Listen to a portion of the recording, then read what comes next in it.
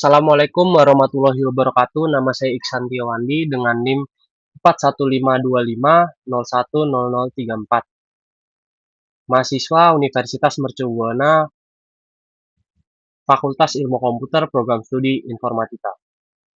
Nah, di sini saya ingin menjawab soal ujian akhir semester pada mata kuliah Fundamental Struktur Data dan Algoritma dengan dosen Ibu Umni Salama ST MMSI. Nah, di sini saya sudah diberikan soal. Nah, soal yang pertama itu diberikan gambar binary tree berikut. Nah, di sini saya disuruh menjawab poin-poin penting yaitu dari A, B, C, D ini. Nah, poin yang pertama adalah A, itu huruf apa saja yang root dan leaf. Nah, root itu adalah simpul yang paling atas. Nah, simpul yang paling atas itu adalah B. Nah, makanya root adalah B. Nah, untuk leaf, leaf adalah simpul yang tidak mempunyai anak. Yang tidak mempunyai anak atau bawahan-bawahannya. Yang tidak mempunyai anak itu adalah not P, Q, M, N, K, Z. Nah, untuk yang poin kedua, huruf apa saja yang menjadi ancestor dan descendant. Nah, ancestor ini adalah simpul yang berada di atas suatu note atau note ini sebagai orang tua atau induk atau atasan-atasannya. Nah, ancestor dari P ini adalah ada B, X, A, V, U. Nah, ancestor dari Q ini ada B, X, A, V, U juga. Nah, dari M ini atasan-atasannya ada B, X, B, X, V. Nah, dari N ini atasan-atasannya ada B, X, V juga. Nah, dari K ini ada B dan Y. Nah, dari Z ini ada B dan Y juga. Nah, untuk descendant adalah semua simpul yang berada di bawah suatu node. Jadi dia descendant itu yang berada di bawah suatu node. Nah, descendant dari B, di bawah-bawahnya itu ada X, ada Y, ada A, ada F, ada K, ada Z, ada V, M, N, U, P, Q. Nah, dan di bawahnya X itu ada A, ada F, ada V, ada M, N, ada U, ada P, ada Q.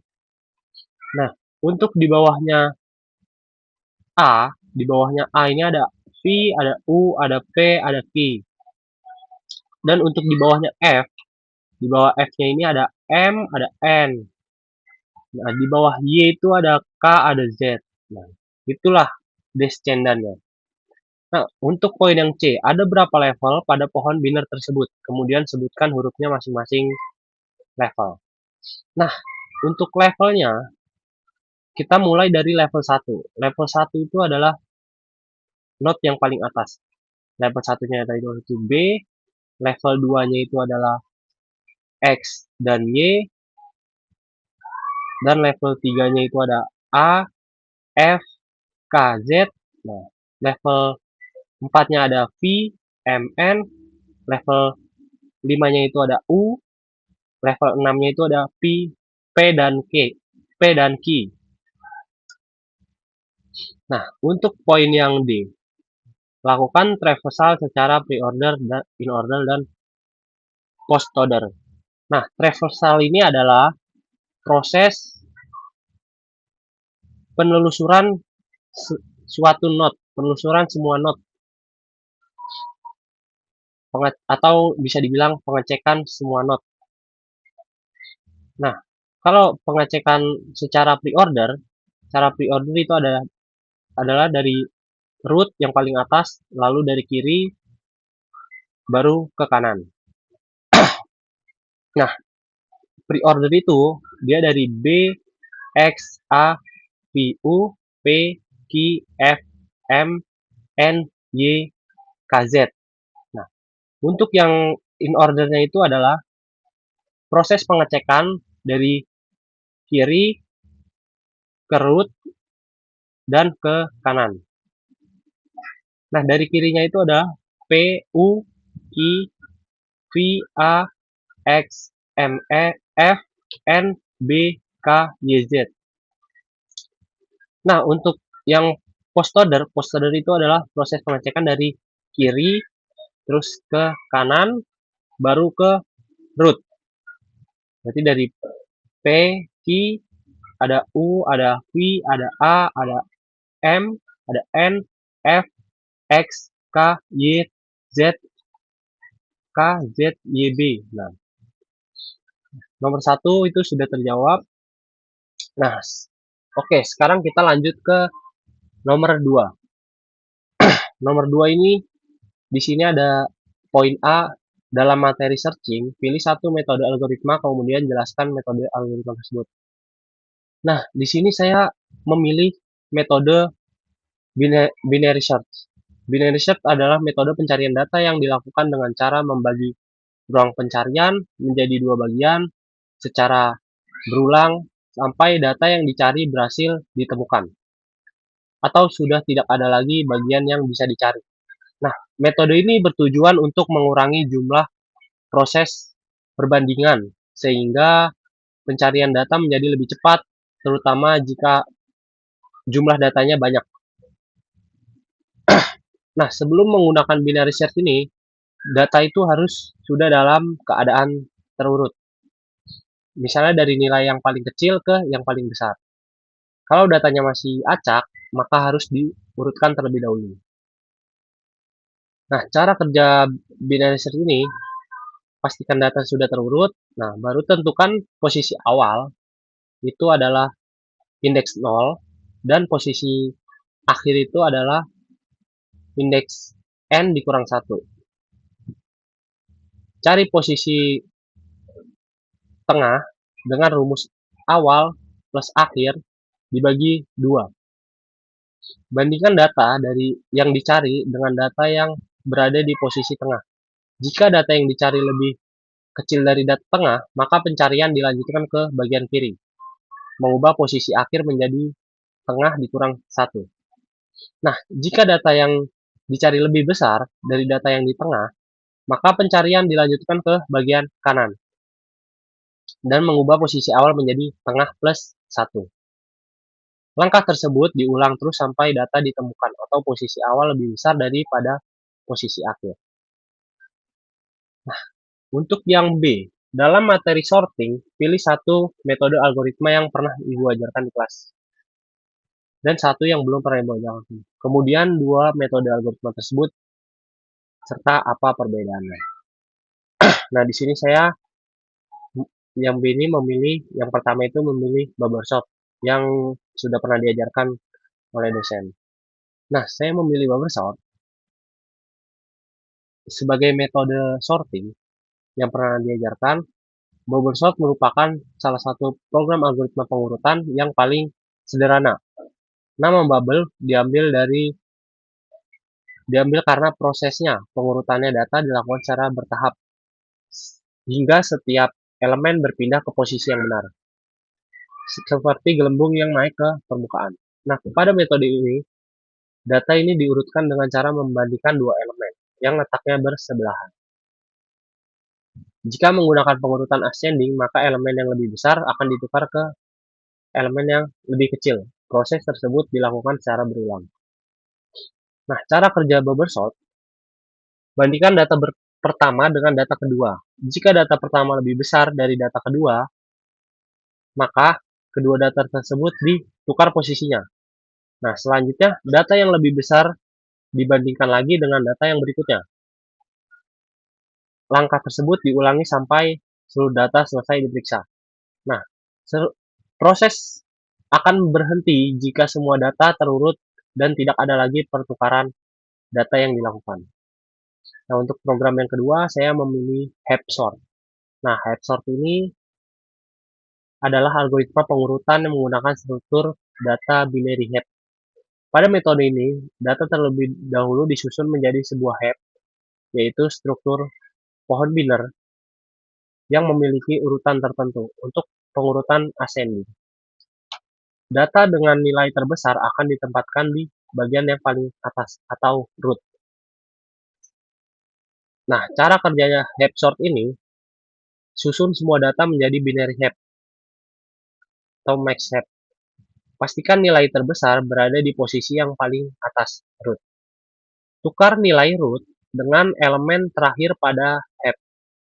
Kurangi ukuran heap karena elemen terakhir sudah berada pada posisi yang benar.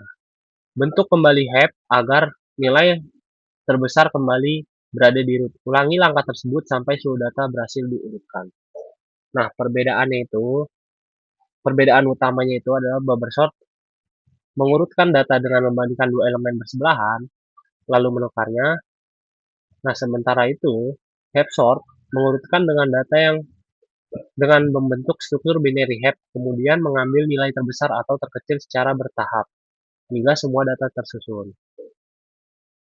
Nah, heap sort ini umumnya lebih cepat dan efisien untuk mengurutkan data yang dalam jumlah besar, sedangkan bubble sort lebih cocok untuk memahami dasar proses pengurutan karena cara kerjanya itu lebih sederhana.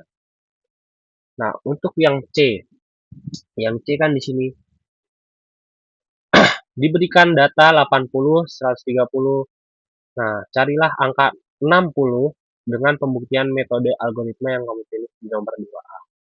2A ini berarti yang tadi binary search.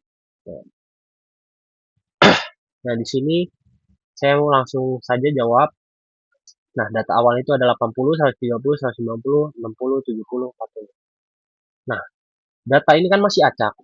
Nah, karena binary search itu harus diurutkan terlebih dahulu, maka ini saya urutkan datanya dari yang terkecil dan saya beri indeksnya juga.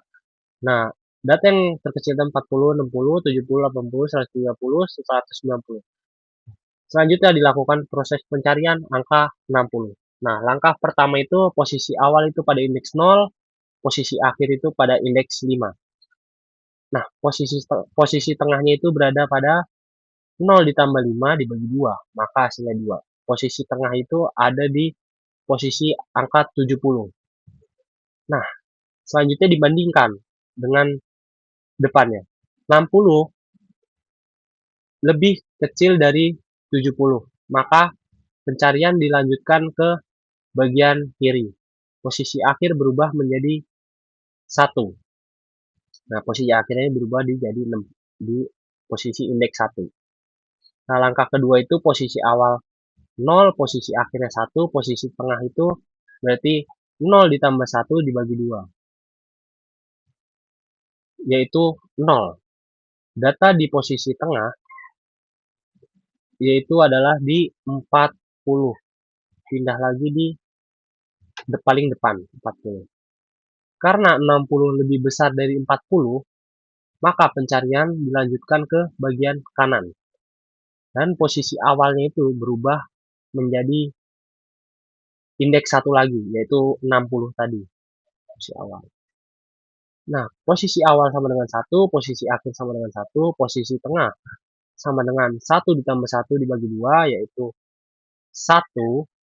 Maka data di posisi tengah itu sama dengan 60, karena data yang dicari di posisi tengah, maka angka 60 berhasil ditemukan.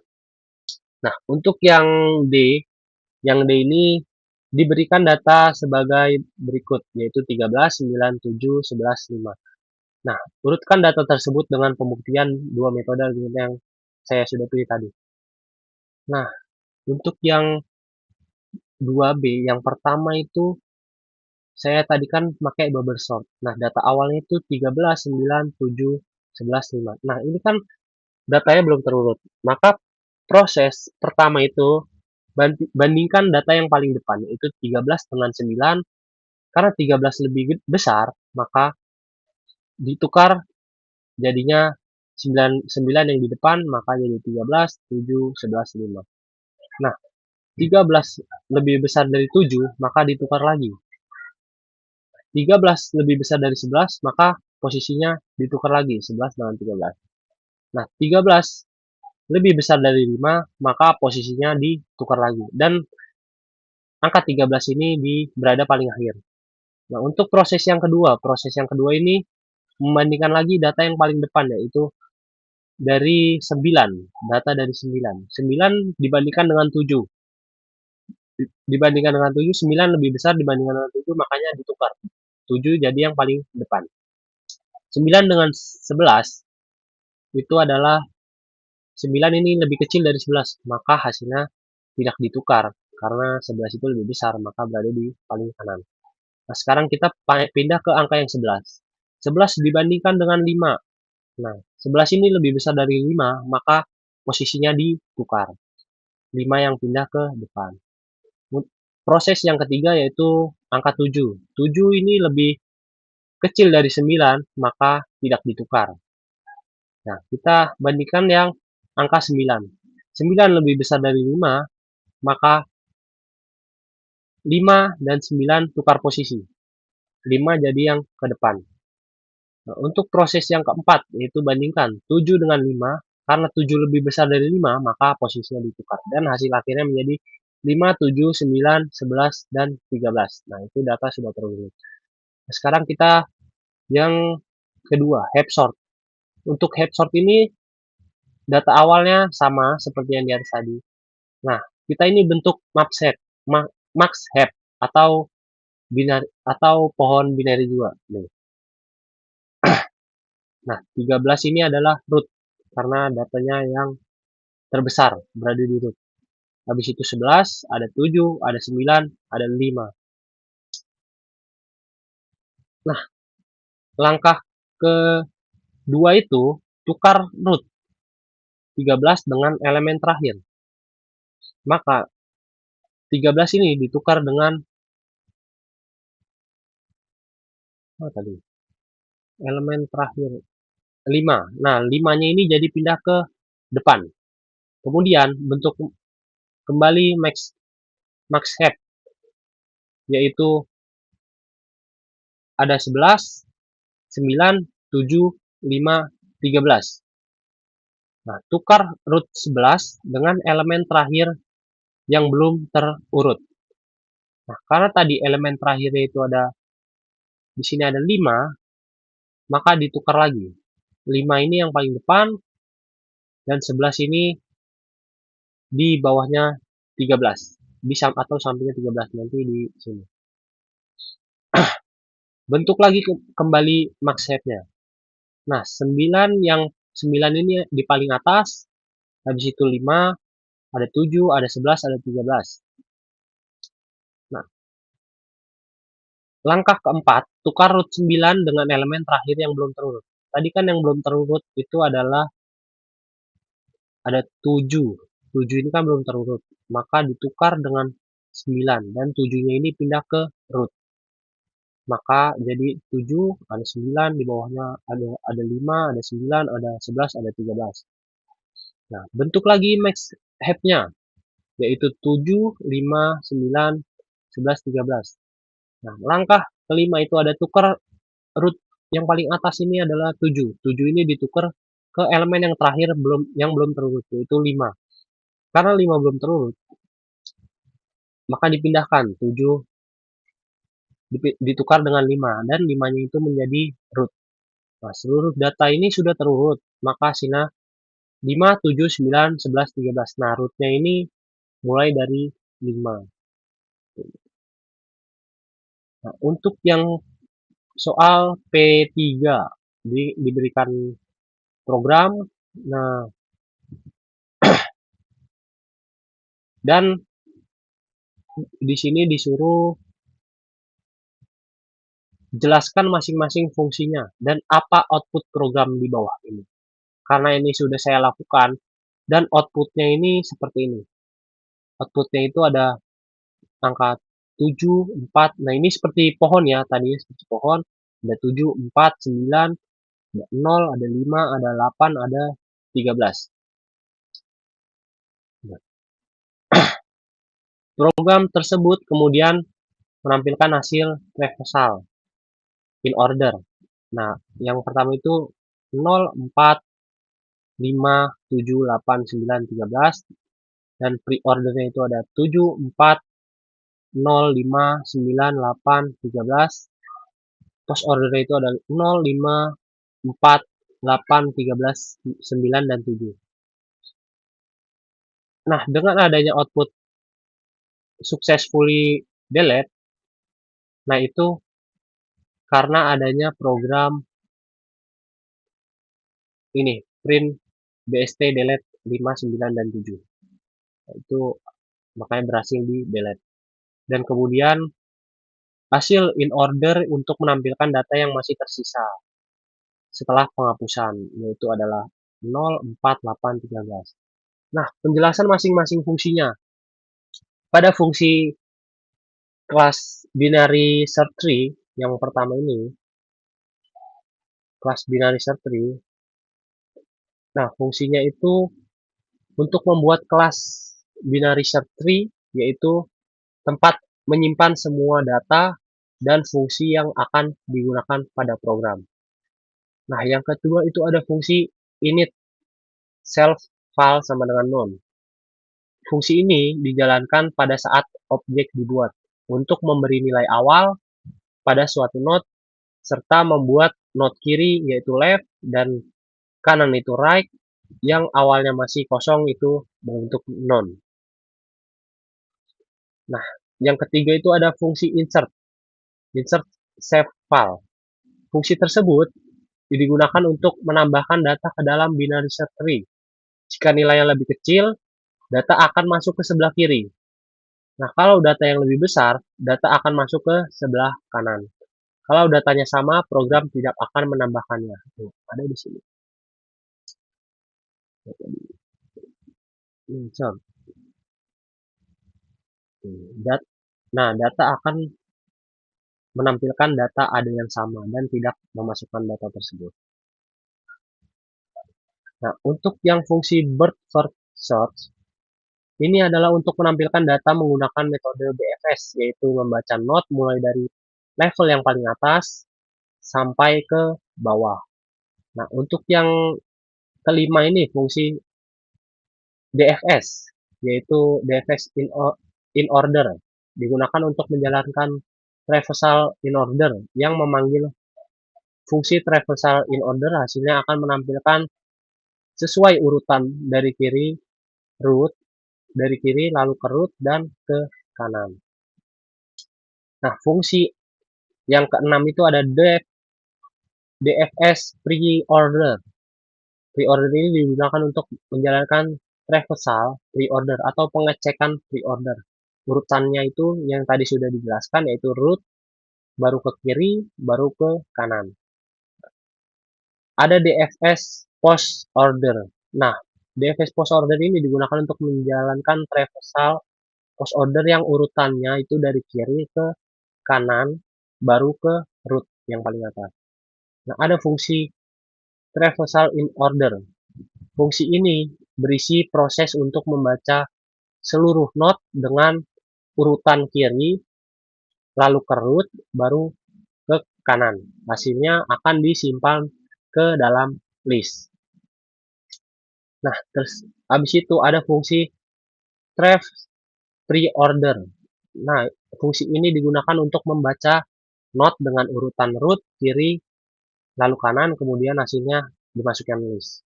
Ada traverse post order, yaitu membaca node dengan urutan dari kiri ke kanan, lalu ke root, dan dimasukkan list juga.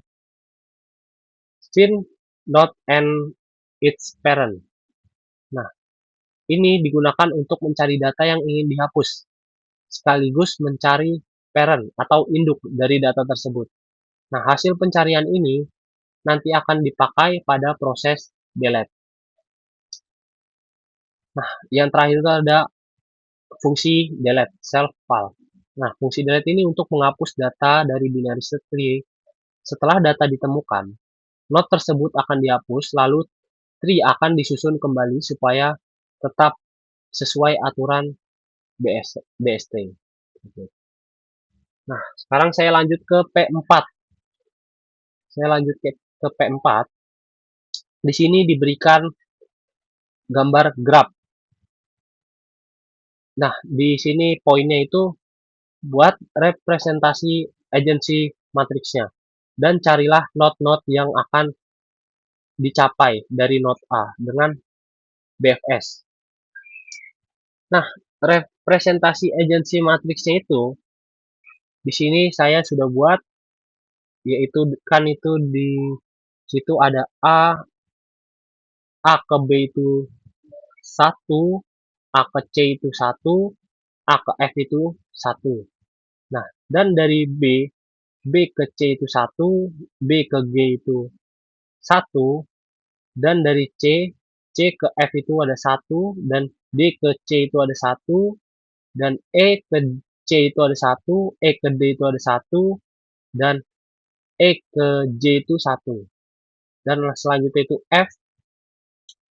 Nah, F itu ada F ke D itu 1. Nah, ini kan ada F ke D. F ke D. Ini 1.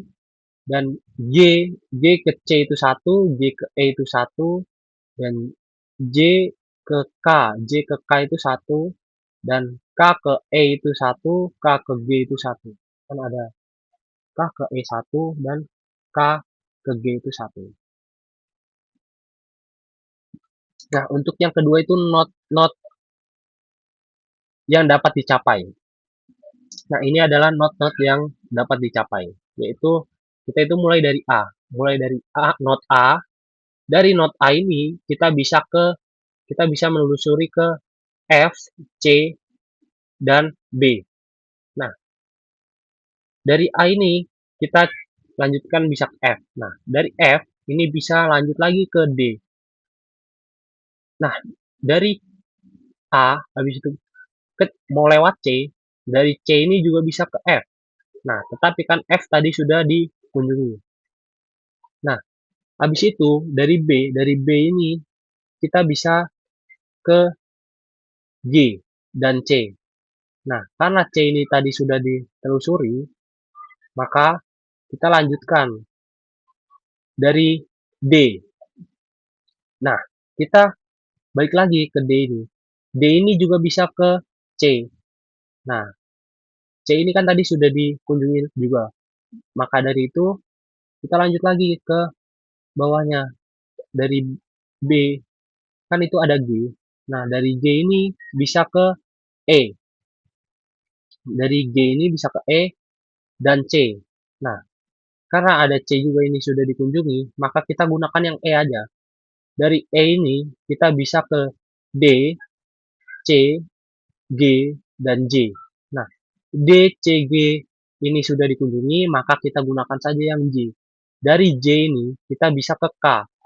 Nah, dan dari K ini kita bisa balik lagi ke E dan G yang tadi sudah dikunjungi.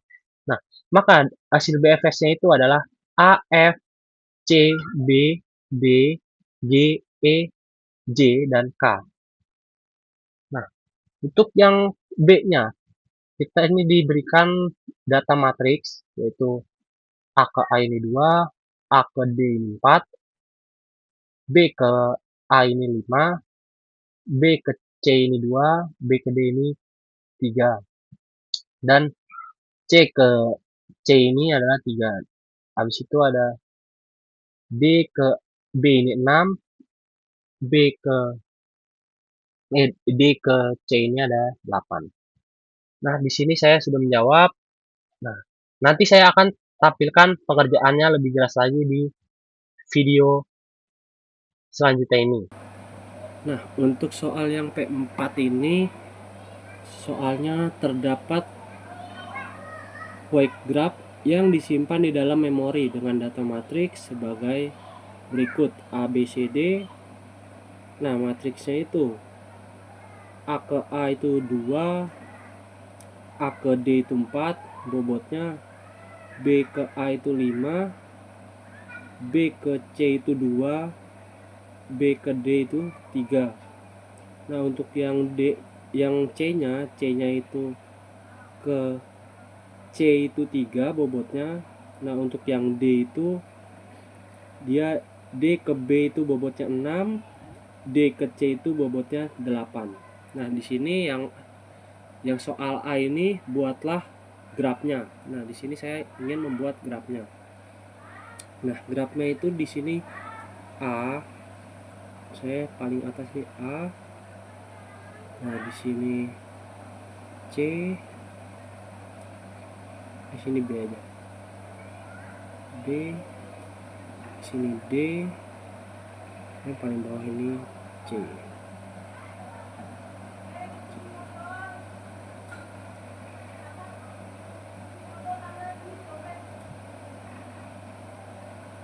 Nah, yang pertama itu kan A ke A, berarti dari A ke A ini bobotnya ini 2.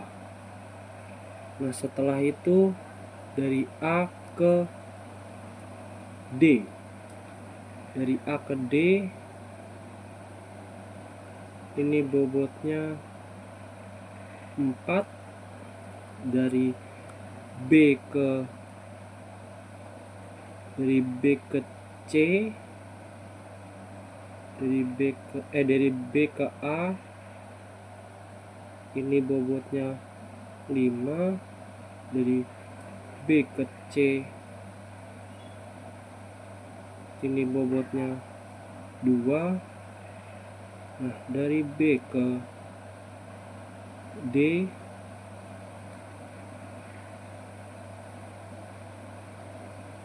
ini bobotnya 3. Nah, selanjutnya dari yang C. Yang C itu C ke C, berarti dari C ke C. Saya buatnya langsung melingkar. C ini bobotnya 3. Bobotnya 3. Nah, dari D ke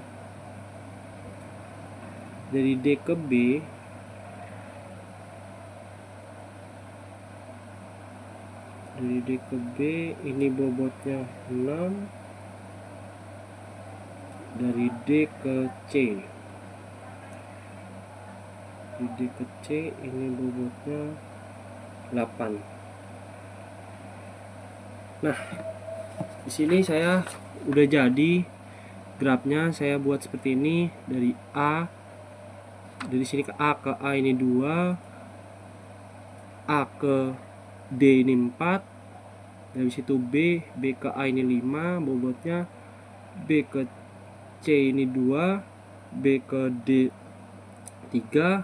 Dari situ C ke C saya buat melingkar 3. Dari situ yang D ke B itu 6 dan D ke C itu 8.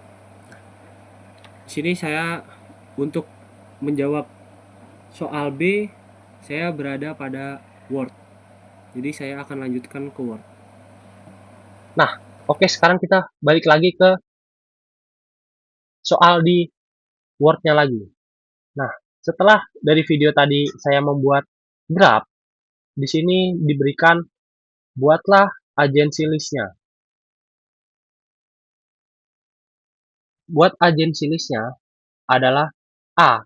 A ke A ini adalah 2, dan A ke D ini adalah 4, B ke A ini adalah 5, B ke C ini adalah 2, B ke D adalah 3, dan C ke C ini adalah 3, dan D ke B adalah 6, D ke C itu adalah 8. Oke, sekian pembahasan soal ujian akhir semester saya. Terima kasih sudah melihat video ini. Jangan lupa like and subscribe.